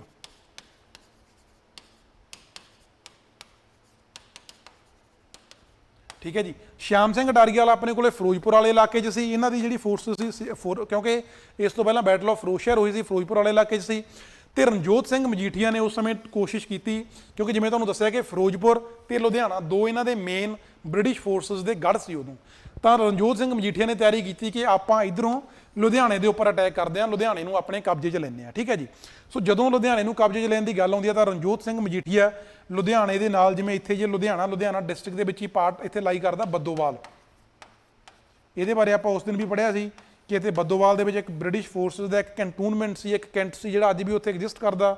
ਉਹ ਇੰਡੀਅਨ ਜਿਹੜੀ ਸਾਡੀ ਆਰਮੀ ਆ ਹੁਣ ਉਹਨਾਂ ਦਾ ਕੈਂਟ ਆ ਬੱਦੋਵਾਲ, ਤੇ ਬ੍ਰਿਟਿਸ਼ ਹਕੂਮਤ ਨੇ ਬਣਾਇਆ ਸੀ ਉਦੋਂ। ਤੇ ਰਣਜੋਤ ਸਿੰਘ ਮਜੀਠੀਆ ਨੇ ਬੱਦੋਵਾਲ ਵਾਲੀ ਸਾਈਡ ਤੋਂ ਅਟੈਕ ਕਰਨਾ ਸ਼ੁਰੂ ਕੀਤਾ, ਤੇ ਇੱਥੇ ਰਣਜੋਤ ਸਿੰਘ ਮਜੀਠੀਆ ਨੂੰ ਸਪੋਰਟ ਕੀਤੀ ਜੀ ਅਜੀਤ ਸਿੰਘ ਲਾਡਵਾ। ਅਜੀਤ ਸਿੰਘ ਲਾਡਵਾ ਨੇ ਜਿਹੜੇ ਸਾਡੇ ਕੋਲੇ ਫਿਲੌਰ ਵਾਲੇ ਇਲਾਕੇ ਦੇ ਵਿੱਚ, ਇਹ ਜਿਹੜਾ ਸਾਡਾ ਫਿਲੌਰ ਦਾ ਕਿਲਾ ਸੀ ਉੱਥੇ ਸੀਗੇ ਇਹ, ਉੱਥੇ ਇਹਨਾਂ ਦਾ ਜਿਵੇਂ ਕਹਿ ਲਓ ਕੰਟਰੋਲ ਸੀ। ਰਣਜੋਤ ਸਿੰਘ ਮਜੀਠੀਆ ਤੇ ਅਜੀਤ ਸਿੰਘ ਲਾਡਵਾ ਦੋਨਾਂ ਨੇ ਇਕੱਠਿਆਂ ਨੇ ਬੱਦੋਵਾਲ ਵਾਲਾ ਜਿਹੜਾ ਏਰੀਆ ਇੱਥੇ ਬ੍ਰਿਟਿਸ਼ ਫੋਰਸਿਸ ਰੁਕੀਆਂ ਹੋਈਆਂ ਸੀ, ਕਿਉਂਕਿ ਉਹਨਾਂ ਦਾ ਕੈਂਟ ਸੀ, ਉਹਨਾਂ ਦੀ ਛਾਉਣੀ ਸੀ, ਉੱਥੇ ਅਟੈਕ ਕੀਤਾ। ਛਾਉਣੀ ਦਾ ਕੁਝ ਪਾਰਟ ਇਹਨਾਂ ਨੇ ਜਿਵੇਂ ਕਹਿ ਲਓ ਪੁੱਟ ਔਨ ਫਾਇਰ, ਉਹਨੂੰ ਅੱਗ ਲਾਤੀ, ਤੇ ਇੱਥੋਂ ਉਹਨਾਂ ਦੀਆਂ ਬ੍ਰਿਟਿਸ਼ ਫੋਰਸਿਸ ਨੇ ਜਿਹੜੀਆਂ, ਦੀਜ਼ ਵਰ ਲੈਡ ਬਾਏ ਸਮਿਥ। ਜਿਹੜੇ ਆਪਾਂ ਜਨਰਲ ਸਮਿਥ ਦੀ ਗੱਲ ਕੀਤੀ ਸੀ ਨਾ, ਜਿਹੜਾ ਇਹਨਾਂ ਦਾ ਕਮਾਂਡਰ ਸੀ, ਜਿਹੜਾ ਜਿਹਨੇ ਬਾਅਦ ਚੋਂ ਲਿਖਿਆ ਬੁੱਕ ਦੇ ਵਿੱਚ ਕਿ ਜਿਹੜੀ ਟ੍ਰੀਟੀ ਆਫ ਅੰਮ੍ਰਿਤਸਰ ਆ ਉਹ ਪਹਿਲਾਂ ਜੇ ਵਾਇਲੇਟ ਕੀਤੀ ਆ ਤਾਂ ਉਹ ਬ੍ਰਿਟਿਸ਼ ਫੋਰਸਿਸ ਨੇ ਕੀਤੀ ਆ, ਹੈ ਨਾ, ਬ੍ਰਿਟਿਸ਼ਰਸ ਨੇ ਕੀਤੀ ਆ। ਤਾਂ ਇੱਥੇ ਜਨਰਲ ਸਮਿਥ ਲੀਡ ਕਰ ਰਹੇ ਸੀ ਬ੍ਰਿਟਿਸ਼ ਫੋਰਸਿਸ ਨੂੰ, ਬਟ ਜਦੋਂ ਉਹਨਾਂ ਨੇ ਦੇਖਿਆ ਕਿ ਸਿੱਖ ਆਰਮੀ ਬਹੁਤ ਸਾਡਾ ਨੁਕਸਾਨ ਕਰ ਰਹੀ ਆ, ਉਹਦੇ ਬਾਅਦ ਇਹਨਾਂ ਦੀ ਤਿਆਰੀ ਸੀ ਕਿ ਬੱਦੋਵਾਲ ਨੂੰ ਆਪਣੇ ਕਬਜ਼ੇ 'ਚ ਕਰਕੇ ਲੁਧਿਆਣੇ ਦੇ ਉੱਪਰ ਅਟੈਕ ਕਰਨਾ, ਕਿਉਂਕਿ main centre Ludhiana C, main target Ludhiana C. But ਕਿਸੇ ਨਾ ਕਿਸੇ ਤਰੀਕੇ ਜਨਰਲ ਸਮਿਥ ਬੱਦੋਵਾਲ ਤੋਂ ਭੱਜ ਕੇ ਕੁਝ ਫੋਰਸ ਨੂੰ ਨਾਲ ਲੈ ਕੇ ਲੁਧਿਆਣੇ ਪਹੁੰਚ ਗਿਆ। ਠੀਕ ਹੈ ਜੀ। ਰਣਜੋਤ ਸਿੰਘ ਮਜੀਠੀਆ ਦੇ ਪਹੁੰਚਣ ਤੋਂ ਪਹਿਲਾਂ ਲੁਧਿਆਣੇ ਪਹੁੰਚ ਗਿਆ, ਤੇ ਜਦੋਂ ਜਨਰਲ ਸਮਿਥ ਲੁਧਿਆਣੇ ਪਹੁੰਚਿਆ ਤਾਂ ਉਦੋਂ ਤੱਕ ਜਨਰਲ ਸਮਿਥ ਨੂੰ ਜਿਵੇਂ ਕਹਿ ਲਓ ਬੰਗਾਲ ਤੋਂ, ਉਧਰੋਂ ਵੀ ਜਾਂ ਦਿੱਲੀ ਤੋਂ ਕੁਝ ਫੋਰਸਿਸ ਉਹਨਾਂ ਨੂੰ ਸਪੋਰਟ ਕਰਨ ਦੇ ਲਈ ਆ ਗਈਆਂ, ਪਲੱਸ ਕੁਝ ਗੋਰਖਾ ਫੋਰਸਿਸ ਜਿਹੜੀਆਂ ਬ੍ਰਿਟਿਸ਼ ਫੋਰਸ ਦਾ ਹਿੱਸਾ ਸੀ, ਉਹਨਾਂ ਨੇ ਆ ਕੇ ਜਨਰਲ ਸਮਿਥ ਨੂੰ ਲੁਧਿਆਣੇ ਦੇ ਵਿੱਚ ਸਪੋਰਟ ਦੇਣ ਦੇ ਲਈ ਉੱਥੇ ਪਹੁੰਚ ਗਈਆਂ ਰਣਜੋਤ ਸਿੰਘ ਮਜੀਠੀਆ ਦੇ ਲੁਧਿਆਣਾ ਪਹੁੰਚਣ ਤੋਂ ਪਹਿਲਾਂ। ਸੋ ਸਾਡੇ ਕੋਲ ਜਿਹੜੀ ਤੀਸਰੀ ਬੈਟਲ ਆਉਂਦੀ ਹੈ ਜੀ, ਉਹ ਆਉਂਦੀ ਹੈ battle of Baddowal. Battle of Baddowal ਕਿਹਨੇ ਲੜੀ ਹੈ ਜੀ? ਰਣਜੋਤ ਸਿੰਘ ਮਜੀਠੀਆ ਨੇ, ਤੇ ਸਿੱਖ ਇੱਥੇ ਜਿੱਤੇ ਨੇ। ਠੀਕ ਹੈ ਜੀ। ਇਹਦੇ ਬਾਅਦ ਜਦੋਂ ਇੱਥੋਂ ਅੱਗੇ ਲੁਧਿਆਣੇ ਵੱਲ ਜਾਂਦੇ ਨੇ ਤਾਂ ਅੱਗੇ ਸਾਡੇ ਕੋਲ ਇੱਕ ਬੈਟਲ ਆਉਂਦੀ ਹੈ battle of Aliwal. Battle of Aliwal, ਜਿਹੜਾ ਆਲੀਵਾਲ ਆ ਇਹ ਵੀ ਸਾਡੇ ਕੋਲੇ ਲੁਧਿਆਣੇ 'ਚ ਹੀ ਲਾਈ ਕਰਦਾ। ਠੀਕ ਹੈ ਜੀ। ਬੈਟਲ ਆਫ ਆਲੀਵਾਲ ਜਦੋਂ ਲੁਧਿਆਣੇ ਵੱਲ ਨੂੰ ਪਹੁੰਚੇ, ਰਣਜੋਤ ਸਿੰਘ ਮਜੀਠੀਆ ਉਹਨੇ ਅੱਗੇ ਜਾ ਰਹੇ ਸੀ, ਉਦੋਂ ਨੂੰ ਜਨਰਲ ਸਮਿਥ ਦੇ ਨਾਲ ਜਿਹੜੀ ਹੋਰ ਦਿੱਲੀ ਤੋਂ ਜਿਹੜੀਆਂ ਉਹਨਾਂ ਨੂੰ ਰੀਇਨਫੋਰਸਮੈਂਟ ਦੀ ਤਰ੍ਹਾਂ ਕੁਝ ਫੋਰਸਿਸ ਆਈਆਂ, ਗੋਰਖਾ ਰੈਜੀਮੈਂਟਸ ਉਹਨਾਂ ਦੀ ਸਪੋਰਟ 'ਚ ਆਈਆਂ, ਤਾਂ ਬ੍ਰਿਟਿਸ਼ ਫੋਰਸਿਸ ਜ਼ਿਆਦਾ ਵੱਧ ਗਈਆਂ। ਤੇ ਜਿਹੜੀ ਆਲੀਵਾਲ ਵਾਲੀ ਬੈਟਲ ਆ ਇਹ ਸਾਡੇ ਕੋਲੇ ਕਹਿ ਲਓ ਇੱਕ ਮੋਰਲ ਵਿਕਟਰੀ ਹੋਈ ਹੈ ਇੱਥੇ ਬ੍ਰਿਟਿਸ਼ ਫੋਰਸਿਸ ਦੀ, ਬ੍ਰਿਟਿਸ਼ ਫੋਰਸਿਸ ਇੱਥੇ ਜਿੱਤ ਗਈਆਂ। ਠੀਕ ਹੈ ਜੀ। ਬੈਟਲ ਆਫ ਆਲੀਵਾਲ ਕਿਹਨੇ ਜਿੱਤੀ ਆ? ਬ੍ਰਿਟਿਸ਼ ਫੋਰਸਿਸ ਨੇ। ਚਲੋ, ਇਹ ਸਾਡੇ ਕੋਲੇ 4 ਮੇਨ ਬੈਟਲਸ ਹੋ ਗਈਆਂ ਜਿਹੜੀਆਂ ਆਪਾਂ ਪੜ੍ਹੀਆਂ। ਇਹਦੇ ਬਾਅਦ ਇੱਕ ਬੈਟਲ ਹੋਰ ਆਊ, ਬੈਟਲ ਆਫ ਸਭਰਾਓ। ਜਦੋਂ ਸਾਡੇ ਕੋਲੇ ਬੈਟਲ ਆਫ ਆਲੀਵਾਲ ਹੁੰਦੀ ਆ ਤਾਂ ਬ੍ਰਿਟਿਸ਼ ਫੋਰਸਿਸ ਨੇ ਜਿਹੜੀਆਂ ਉਹਨਾਂ ਦਾ ਹੌਸਲਾ ਦੁਬਾਰਾ ਵੱਧ ਜਾਂਦਾ, ਉਹਨੂੰ ਮੋਰਲੀ ਜ਼ਿਆਦਾ ਸਟਰੋਂਗ ਹੋ ਜਾਂਦੇ ਨੇ ਕਿ ਜਿਨ੍ਹਾਂ ਨੇ ਪਹਿਲਾਂ ਸਾਨੂੰ ਹਰਾਇਆ ਸੀ ਹੁਣ ਅਸੀਂ ਉਹਨਾਂ ਨੂੰ ਹਰਾਤਾ, ਹੈ ਨਾ। ਤਾਂ ਉਹ ਆਪਣੇ ਕੋਲੇ ਇੱਧਰੋਂ ਹੁਣ ਲੁਧਿਆਣੇ ਵਾਲੇ ਸਾਈਡ ਤੋਂ, ਜਿਵੇਂ ਇੱਥੇ ਲੁਧਿਆਣਾ, ਇੱਧਰ ਸਾਡੇ ਕੋਲ ਸਾਨੂੰ ਪਤਾ ਫਿਰੋਜ਼ਪੁਰ ਆ, ਲੁਧਿਆਣੇ ਵਾਲੇ ਪਾਸਿਓਂ ਇੱਧਰ ਨੂੰ ਜਾਣ ਲੱਗੇ ਵੀ ਜਿਹੜੀਆਂ ਇੱਥੇ ਸਿੱਖ ਫੋਰਸਿਸ ਨੇ, ਕਿਉਂਕਿ ਇੱਥੇ ਵਾਲੀ ਜਿਹੜੀ ਸਿੱਖ ਫੋਰਸ ਸੀ ਰਣਜੋਤ ਸਿੰਘ ਮਜੀਠੀਆ ਵਾਲੀ, ਉਹਨਾਂ ਨੂੰ ਤਾਂ ਇਹਨਾਂ ਨੇ ਹਰਾਤਾ। ਤੇ ਹੁਣ ਸਾਡੇ ਕੋਲ ਜਿਹੜੀ ਸਿੱਖ ਫੋਰਸਿਸ ਇੱਥੇ ਸਾਡੇ ਕੋਲੇ ਫਿਰੋਜ਼ਪੁਰ ਏਰੀਆ ਦੇ ਵਿੱਚ ਸ਼ਾਮ ਸਿੰਘ ਅਟਾਰੀ ਵਾਲਾ ਦੇ ਅੰਡਰ ਇੱਥੇ ਤਿਆਰੀ ਕਰ ਰਹੇ ਸੀ ਯੁੱਧ ਦੀ। ਉਹਨਾਂ ਨੇ ਆਪਣੀ ਪੂਰੀ ਤਿਆਰੀ ਕੀਤੀ ਹੋਈ ਸੀ ਕਿ ਹੁਣ ਲੁਧਿਆਣੇ ਤੋਂ ਬਾਅਦ ਬ੍ਰਿਟਿਸ਼ ਫੋਰਸਿਸ ਨਾਲ ਅਸੀਂ ਲੜਨਾ। ਉਹਨਾਂ ਨੇ ਆਪਣੀ ਪੂਰੀ ਪਲਾਨਿੰਗ ਕੀਤੀ ਹੋਈ ਸੀ, ਤੇ ਬ੍ਰਿਟਿਸ਼ ਫੋਰਸਿਸ ਵੀ ਇੱਧਰ ਨੂੰ ਆਉਂਦੀਆਂ ਨੇ। ਇੱਥੇ ਸਾਡੇ ਕੋਲੇ ਬੈਟਲ ਆਫ ਸਭਰਾਓ। ਠੀਕ ਹੈ ਜੀ। ਬੈਟਲ ਆਫ ਸਭਰਾਓ ਜਿਹੜੀ 5ਵੀਂ ਮੇਨ ਬੈਟਲ ਆ। ਪਹਿਲਾਂ ਬੈਟਲ ਆਫ ਮੁਦਕੀ, ਫਿਰ ਬੈਟਲ ਆਫ ਫਿਰੋਜ਼ਸ਼ਹਿਰ, ਫਿਰ ਬੈਟਲ ਆਫ ਬੱਦੋਵਾਲ, ਫਿਰ ਬੈਟਲ ਆਫ ਆਲੀਵਾਲ, ਤੇ ਜਿਹੜੀ 5ਵੀਂ ਮੇਨ ਬੈਟਲ ਆ first Anglo Sikh war the, that was battle of ਸਭਰਾਓ। ਸਭਰਾਓ ਵਾਲੇ ਇਲਾਕੇ 'ਚ ਲੜਾਈ ਹੁੰਦੀ ਆ।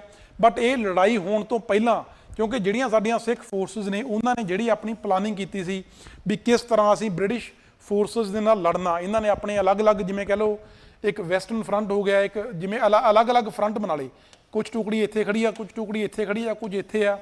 ਤਾਂ ਉਹਨਾਂ ਨੇ ਆਪੋ ਆਪਣੀ ਪ੍ਰੋਪਰ ਤਿਆਰੀ ਕੀਤੀ ਹੋਈ ਸੀ ਕਿ ਕਿਹੜੀ ਕਿਵੇਂ ਅਟੈਕ ਕਰੂ। ਠੀਕ ਹੈ ਜੀ। ਇਹ ਸਾਰੀ ਜਿਹੜੀ ਪਲਾਨਿੰਗ ਆ, ਇਹ ਕਹਿੰਦੇ ਜਿਹੜਾ ਲਾਲ ਸਿੰਘ ਉਸ ਸਮੇਂ ਸਾਡਾ ਜਿਹੜਾ ਪਹਿਲਾਂ ਪ੍ਰਾਈਮ ਮਿਨਿਸਟਰ ਰਿਹਾ ਸੀ ਸਿੱਖ ਅੰਪਾਇਰ ਦੇ ਵਿੱਚ, ਤੇਜਾ ਸਿੰਘ ਜਦੋਂ ਕਮਾਂਡਰ ਇਨ ਚੀਫ ਸੀ, ਉਹਦੇ ਨਾਲ ਲਾਲ ਸਿੰਘ ਪ੍ਰਾਈਮ ਮਿਨਿਸਟਰ ਸੀ।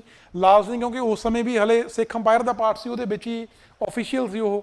ਤਾਂ ਉਹਨੇ ਜਿਹੜੀ ਇਹਨਾਂ ਦੀ ਇਹ ਜਿਹੜੀ ਇਨਫੋਰਮੇਸ਼ਨ ਸੀ ਜਿਹਦੇ 'ਚ ਉਹਨਾਂ ਨੇ ਪ੍ਰੋਪਰ ਆਪਣੀ ਤਿਆਰੀ ਕੀਤੀ ਹੋਈ ਸੀ ਕਿ ਸਿੱਖ ਫੋਰਸਿਸ ਜਿਹੜੇ ਇਹਨਾਂ ਦੇ ਟੁਕੜੀਆਂ ਨੇ ਕਿੱਥੇ ਕਿੱਥੇ ਬੈਠੀਆਂ ਨੇ, ਕਿਵੇਂ ਕਿਵੇਂ ਉਹਨਾਂ ਨੇ ਅਟੈਕ ਕਰਨਾ, ਕਿਹੜੀ ਟੁਕੜੀ ਕਮਜ਼ੋਰ ਆ, ਕਿਹੜੀ ਟੁਕੜੀ ਜ਼ਿਆਦਾ ਸਟਰੋਂਗ ਆ, ਉਹ ਸਾਰੀ ਇਨਫੋਰਮੇਸ਼ਨ ਆ ਜਿਹੜੀ ਉਹਨਾਂ ਨੇ ਬ੍ਰਿਟਿਸ਼ ਫੋਰਸਸ ਕੋਲੇ ਪਹੁੰਚਾਤੀ ਕਿਹਨੇ? ਲਾਲ ਸਿੰਘ ਨੇ। ਠੀਕ ਹੈ ਜੀ।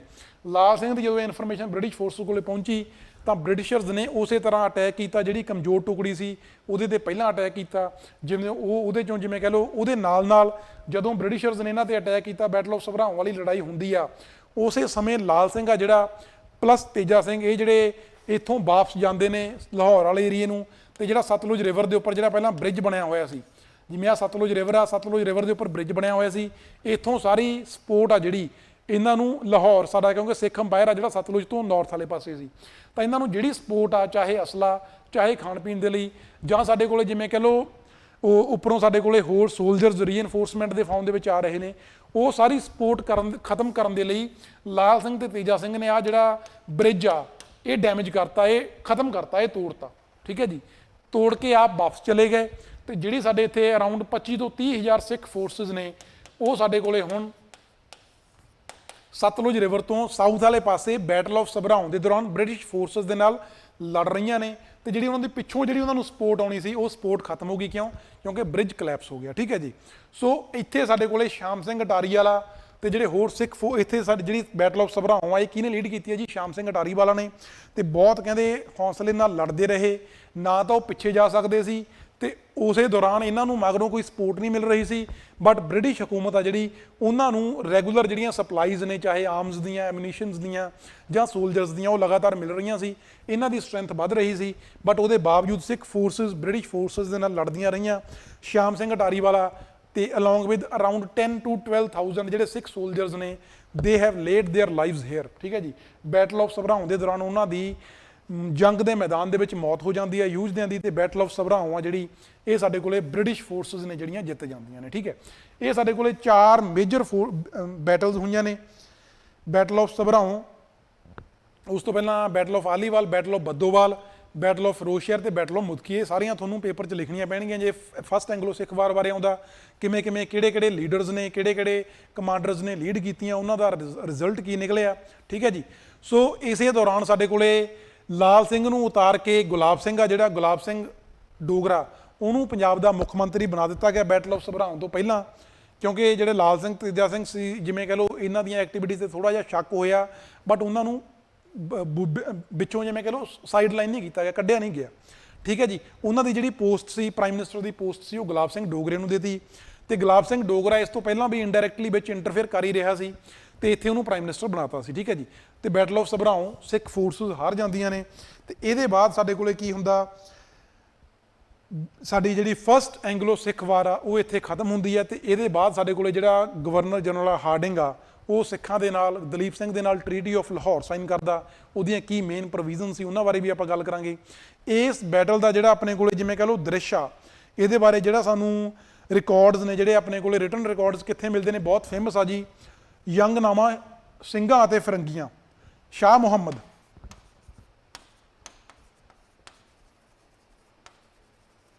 ਸ਼ਾਹ ਮੁਹੰਮਦ ਯੰਗਨਾਮਾ,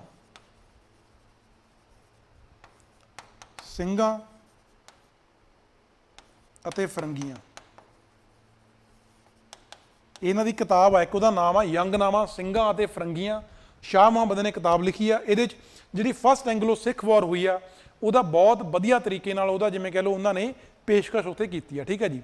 ਤੇ ਜਿਹੜੇ ਸ਼ਾਹ ਮੁਹੰਮਦ ਸੀ, ਇਹਨਾਂ ਦਾ ਜਿਹੜਾ ਇਹ ਉਸ ਸਮੇਂ ਦੌਰਾਨ ਪੰਜਾਬ ਇਲਾਕੇ ਦੇ ਵਿੱਚ ਰਹਿੰਦੇ ਸੀ, ਇੱਥੇ ਹੀ ਇਹਨਾਂ ਦਾ ਜਨਮ ਹੋਇਆ ਸੀ। ਸੋ ਇਹਨਾਂ ਨੇ ਫਸਟ ਹੈਂਡ ਇਨਫੋਰਮੇਸ਼ਨ ਆ ਜਿਹੜੀ ਫਸਟ ਐਂਗਲੋ ਸਿੱਖ ਵਾਰ ਦੀ, ਉਹਦੇ ਬਾਰੇ ਯੰਗਨਾਮਾ ਸਿੰਘਾਂ ਅਤੇ ਫਿਰੰਗੀਆਂ ਦੇ ਵਿੱਚ ਬਹੁਤ ਵਧੀਆ ਲਿਖਿਆ ਹੋਇਆ, ਉਹਦੇ ਬਾਰੇ ਉਹ ਵੀ ਤੁਸੀਂ ਪੜ੍ਹ ਸਕਦੇ ਹੋ। ਤੇ ਬੈਟਲ ਆਫ ਸਭਰਾਵਾਂ ਹੋ ਗਈ, ਤੇ ਜਦੋਂ ਇਹਦੇ ਬਾਅਦ ਸਾਡੇ ਕੋਲੇ ਜਿਵੇਂ ਕਹਿ ਲਓ ਟ੍ਰੀਟੀ ਸਾਈਨ ਹੁੰਦੀ ਆ, ਉਸ ਟ੍ਰੀਟੀ ਦੇ ਵਿੱਚ ਕੀ ਕੀ ਮੇਜਰ ਸਾਡੇ ਕੋਲੇ ਗੱਲਾਂ ਕੀਤੀਆਂ ਜਾਂਦੀਆਂ ਨੇ ਉਹਨਾਂ ਦੀ ਜੇ ਆਪਾਂ ਗੱਲ ਕਰੀਏ, ਸਾਰਾ ਕੁਝ ਤੁਹਾਡੇ ਬਾਰੇ ਲਿਖਿਆ ਇੱਥੇ, ਕਿਵੇਂ ਕਿਵੇਂ ਸਾਰੀਆਂ battle of Mudki, Ferozeshah, battle of Baddowal, Aliwal, Sobraon, ਇਹਦੇ 'ਚ ਕੀ ਰਿਜ਼ਲਟ ਨਿਕਲਿਆ, ਕਿਹਨੇ ਲੀਡ ਕੀਤੀ ਆ। After this battle Lord Hardinge concluded treaty of Lahore with maharaja of Punjab Dalip Singh on March 1846। ਇਹ ਬੈਟਲ ਸਾਡੀ ਜਦੋਂ ਬੈਟਲ ਆਫ ਸਭਰਾਵਾਂ ਖਤਮ ਹੁੰਦੀ ਆ, ਉਹਦੇ ਬਾਅਦ ਟ੍ਰੀਟੀ ਆਫ ਲਾਹੌਰ ਸਾਈਨ ਕੀਤੀ ਜਾਂਦੀ ਆ, ਜਿਹਦੇ 'ਚ ਕੀ ਕੁਝ ਕਿਹਾ ਗਿਆ। Dalip Singh was made sovereign of Lahore, Dalip Singh ਨੂੰ ਲਾਹੌਰ ਦਾ ਸੋਵਰਨ ਇੱਕ ਇੰਡੀਪੈਂਡੈਂਟ ਕਿੰਗ ਬਣਾ ਦਿੱਤਾ ਗਿਆ। ਪਲੱਸ ਜਿਹੜੀਆਂ ਟੈਰੀਟਰੀਜ਼ ਨੇ between Beas and Sutlej, these were given to Britishers. ਮਤਲਬ ਕਿ ਇਸ ਤੋਂ ਪਹਿਲਾਂ ਕੀ ਸੀ, ਸਤਲੁਜ ਰਿਵਰ ਤੱਕ, ਜਿਵੇਂ ਆਹ ਸਾਡੇ ਕੋਲੇ ਬਿਆਸ ਰਿਵਰ ਆ, ਆਹ ਸਤਲੁਜ ਰਿਵਰ ਆ, ਹੈ ਨਾ, ਹਰੀਕੇ ਪਤਨ ਜਾ ਕੇ ਮਿਲਦੀਆਂ ਨੇ। ਪਹਿਲਾਂ ਜਿਹੜਾ ਸਤਲੁਜ ਤੋਂ ਉੱਪਰ ਵਾਲਾ ਇਲਾਕਾ ਸੀ ਇਹ ਸਾਰਾ ਸਿੱਖ ਅੰਪਾਇਰ ਦਾ ਪਾਰਟ ਸੀ, ਬਟ ਹੁਣ ਕੀ ਕੀਤਾ, ਫਸਟ ਐਂਗਲੋ ਸਿੱਖ ਵਾਰ ਦੇ ਬਾਅਦ ਟ੍ਰੀਟੀ ਆਫ ਲਾਹੌਰ ਸਾਈਨ ਹੁੰਦੀ ਆ। ਜਿਹੜਾ ਆਹ ਇਲਾਕਾ ਗਾ ਬਿਆਸ ਤੋਂ ਨੀਚੇ ਵਾਲਾ ਇਲਾਕਾ, ਇਹ ਸਾਰਾ ਇਲਾਕਾ ਵੀ ਹੁਣ ਬ੍ਰਿਟਿਸ਼ ਹਕੂਮਤ ਦੇ ਅੰਡਰ ਆ ਗਿਆ, ਮਤਲਬ ਕਿ ਸਿੱਖ ਅੰਪਾਇਰ ਦਾ ਏਰੀਆ ਜਿਹੜਾ ਘਟ ਗਿਆ। ਠੀਕ ਹੈ ਜੀ। then a war indemnity of 1.5 crore was imposed on Lahore government, ਕਿਉਂਕਿ ਲਾਹੌਰ ਦਾ ਰਾਜਾ ਕੌਣ ਆ, ਦਲੀਪ ਸਿੰਘ। ਹੁਣ ਕਹਿੰਦੇ ਜਿਹੜਾ ਯੁੱਧ ਹੋਇਆ ਫਸਟ ਐਂਗਲੋ ਸਿੱਖ ਵਾਰ ਹੋਈ ਆ, ਉਹਦੇ ਲਈ ਲਾਹੌਰ ਅੰਪਾਇਰ ਨੇ ਜਾਂ ਸਿੱਖ ਅੰਪਾਇਰ ਦੇ ਉੱਪਰ ਇਹਨਾਂ ਨੇ ਮੁਆਵਜ਼ਾ ਥੋਪਤਾ ਕਿ ਤੁਸੀਂ 1.5 ਕਰੋੜ ਰੁਪਈਆ ਮੁਆਵਜ਼ੇ ਦੇ ਤੌਰ 'ਚ ਦੇਣਾ, ਕਿਉਂਕਿ ਤੁਸੀਂ ਟ੍ਰੀਟੀ ਆਫ ਅੰਮ੍ਰਿਤਸਰ ਨੂੰ ਵਾਇਲੇਟ ਕੀਤਾ, ਜਿਹਦੇ ਕਰਕੇ ਯੁੱਧ ਹੋਇਆ, ਜਿਹਦੇ 'ਚ ਬਹੁਤ ਜ਼ਿਆਦਾ ਨੁਕਸਾਨ ਹੋਇਆ, ਤੇ ਉਹ ਨੁਕਸਾਨ ਦੀ ਜਿਹੜੀ ਭਰਪਾਈ ਆ ਉਹ ਤੁਸੀਂ ਕਰਨੀ ਆ 1.5 ਕਰੋੜ ਰੁਪਈਆ ਦੇ ਕੇ। ਠੀਕ ਹੈ ਜੀ। ਸਿੱਖ ਆਰਮੀ ਸੀ ਜਿਹੜੀ, ਉਹਨਾਂ ਦੀ ਸਟਰੈਂਥ ਘਟਾਤੀ, ਉਹਨਾਂ ਨੂੰ ਸਿਰਫ 20,000 ਨੰਬਰ ਤੱਕ ਰਿਡਿਊਸ ਕਰਤਾ।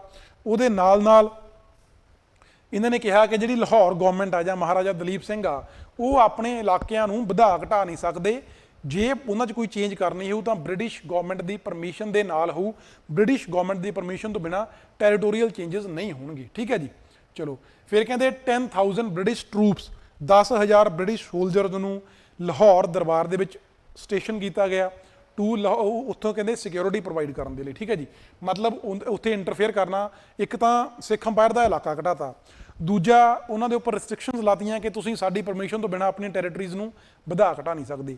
ਤੀਸਰਾ, ਉੱਥੇ 10,000 ਬ੍ਰਿਟਿਸ਼ ਫੋਰਸ ਪਲੇਸ ਕਰਤੀ ਕਿ ਇਹ ਇੱਥੇ ਹੀ ਸਟੇਸ਼ਨ ਰਹੂ, ਇੱਥੇ ਲਾਅ ਐਂਡ ਆਰਡਰ ਨੂੰ ਮੇਨਟੇਨ ਕਰਨ ਵਿੱਚ ਤੁਹਾਡੀ ਹੈਲਪ ਕਰੂ। ਮਤਲਬ ਬ੍ਰਿਟਿਸ਼ ਗਵਰਨਮੈਂਟ ਨੇ ਇੰਟਰਫੇਅਰ ਕਰਨਾ ਸਟਾਰਟ ਕਰਤਾ। ਠੀਕ ਹੈ ਜੀ। ਉਹਦੇ ਨਾਲ ਇੱਕ ਕਾਉਂਸਲ ਬਣਾਈ ਗਈ, council under Henry Lawrence was constituted to look after the political administration of Lahore. Lahore empire ਦਾ ਜਿਹੜਾ ਰਾਜ ਭਾਗ ਆ, ਪੋਲੀਟੀਕਲ ਜਿਹੜੇ ਉੱਥੋਂ ਦੇ ਐਡਮਿਨਿਸਟ੍ਰੇਸ਼ਨ ਆ, ਉਹਨੂੰ ਦੇਖਣ ਦੇ ਲਈ ਇੱਕ ਕਾਉਂਸਲ ਬਣਾਈ ਗਈ। ਉਸ ਕਾਉਂਸਲ ਨੂੰ ਕਿਹਨੇ ਲੈਡ ਕੀਤਾ ਜੀ, ਹੈਨਰੀ ਲਾਰੈਂਸ ਨੇ। ਠੀਕ ਹੈ ਜੀ। ਇਹ ਸਾਰਾ ਕੁਝ ਲਾਹੌਰ ਟ੍ਰੀਟੀ ਦੇ ਅੰਡਰ ਪ੍ਰੋਵੀਜ਼ਨ ਸੀ, ਜਿਹਦੇ ਨਾਲ ਅਸੀਂ ਦੇਖ ਸਕਦੇ ਹਾਂ ਕਿ ਬ੍ਰਿਟਿਸ਼ਰਸ ਨੇ ਸਿੱਖ ਅੰਪਾਇਰ ਦੇ ਵਿੱਚ ਇੰਟਰਫੇਅਰੈਂਸ ਉਹਨਾਂ ਦੀ ਵੱਧ ਜਾਂਦੀ ਹੈ ਇਹਦੇ ਨਾਲ। ਠੀਕ ਹੈ ਜੀ। ਇਹਦੇ ਬਾਅਦ ਸਾਡੇ ਕੋਲ 1846 ਦੇ ਵਿੱਚ ਇੱਕ ਹੋਰ ਟ੍ਰੀਟੀ ਸਾਈਨ ਹੁੰਦੀ ਹੈ ਉਸੇ ਸਾਲ, ਉਹਦਾ ਨਾਂ ਹੈ ਜੀ ਟ੍ਰੀਟੀ ਆਫ ਬਹਿਰੋਵਾਲ। ਇਹਦੇ 'ਚ ਕੀ ਹੁੰਦਾ, ਜਿਹੜੀ ਕਾਉਂਸਲ ਬਣਾਈ ਸੀ ਹੈਨਰੀ ਲਾਰੈਂਸ ਦੇ ਅੰਡਰ, ਉਹਦੇ ਵਿੱਚ 8 ਜਿਹੜੇ ਸਰਦਾਰ ਨੇ ਉਹਨਾਂ ਨੂੰ ਐਡ ਕਰ ਲਿੱਤਾ ਜਾਂਦਾ। 8 sardars were added into the council and maharani was given a pension of 1,50,000 rupees. ਤੇ ਜਿਹੜੀ ਮਹਾਰਾਣੀ ਪੰਜਾਬ ਦੀ ਮਹਾਰਾਣੀ ਆ, ਮਹਾਰਾਣੀ ਜਿੰਦ ਕੌਰ, ਮਹਾਰਾਣੀ ਜਿੰਦਾ, ਉਹਨਾਂ ਨੂੰ 1.5 ਲੱਖ ਰੁਪਏ ਦੀ ਪੈਨਸ਼ਨ ਲਾ ਕੇ ਉਹਨਾਂ ਨੂੰ ਕਹਿ ਦਿੱਤਾ ਜਾਂਦਾ ਕਿ ਤੁਸੀਂ ਹੁਣ ਰਾਜ ਭਾਗ ਦਾ ਫਿਕਰ ਨਾ ਕਰੋ, ਰਾਜ ਭਾਗ ਦੇ ਲਈ ਕਾਉਂਸਲ ਹੈਗੀ ਆ। ਕਾਉਂਸਲ ਦੇ ਵਿੱਚ 8 ਸਰਦਾਰ ਉਹਨਾਂ ਨੇ ਐਡ ਕਰ ਲਏ। ਇਹ ਸਰਦਾਰ ਵੀ ਉਹੀ ਹੋਣਗੇ ਜਿਹੜੇ ਬ੍ਰਿਟਿਸ਼ ਗਵਰਨਮੈਂਟ ਦੇ ਲੋਇਲ ਹੋਣਗੇ। ਸੋ ਅਸੀਂ ਕਹਿ ਸਕਦੇ ਹਾਂ this treaty effectively gave EIC, East India Company, the control of Punjab administration. ਠੀਕ ਹੈ ਜੀ। ਪਲੱਸ ਇਹਦੇ ਨਾਲ ਟ੍ਰੀਟੀ ਹੋਈ ਆ ਟ੍ਰੀਟੀ ਆਫ ਅੰਮ੍ਰਿਤਸਰ, ਜਿਹਦੇ ਨਾਲ ਜਿਹੜਾ ਗੁਲਾਬ ਸਿੰਘ ਡੋਗਰਾ ਸੀ ਉਹਨੂੰ ਜੰਮੂ ਕਸ਼ਮੀਰ ਦਾ ਜਿਹੜਾ ਇਲਾਕਾ ਉਹ ਦੇ ਦਿੱਤਾ ਗਿਆ।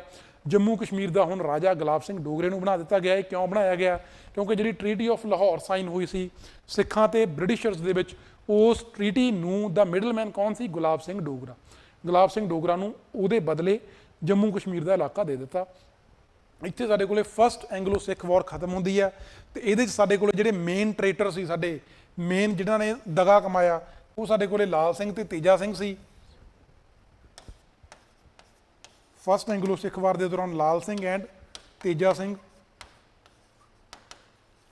ਪਲੱਸ ਇਹ ਕਿਹਾ ਜਾਂਦਾ ਕਿ ਇਹਨਾਂ ਨੂੰ ਵੀ ਗੁਲਾਬ ਸਿੰਘ ਡੋਗਰੇ ਨੇ ਮੋਹਰਿਆਂ ਦੀ ਤਰ੍ਹਾਂ ਵਰਤਿਆ। ਮਤਲਬ ਕਿ ਜਿਹੜਾ ਅਸਲੀ ਕਨਸਪੀਰੇਟਰ ਸੀ, ਜਿਹੜਾ ਮੇਨ ਬੰਦਾ ਸੀ, ਜਿਹੜਾ ਬ੍ਰਿਟਿਸ਼ ਹਕੂਮਤ ਨਾਲ ਰਲ ਕੇ ਸਾਰਾ ਕੁਝ ਕਰਾ ਰਿਹਾ ਸੀ, ਹੀ ਵਾਜ਼ ਗੁਲਾਬ ਸਿੰਘ ਡੋਗਰਾ। ਤੇ ਗੁਲਾਬ ਸਿੰਘ ਡੋਗਰੇ ਨੇ ਲਾਲ ਸਿੰਘ ਤੇ ਤੇਜਾ ਸਿੰਘ ਨੂੰ ਆਪਣੇ ਮੋਹਰਿਆਂ ਦੀ ਤਰ੍ਹਾਂ ਯੂਜ਼ ਕੀਤਾ ਤੇ ਗੁਲਾਬ ਸਿੰਘ ਡੋਗਰੇ ਦੇ ਲਈ ਇਹਨਾਂ ਨੇ ਕੰਮ ਕੀਤਾ।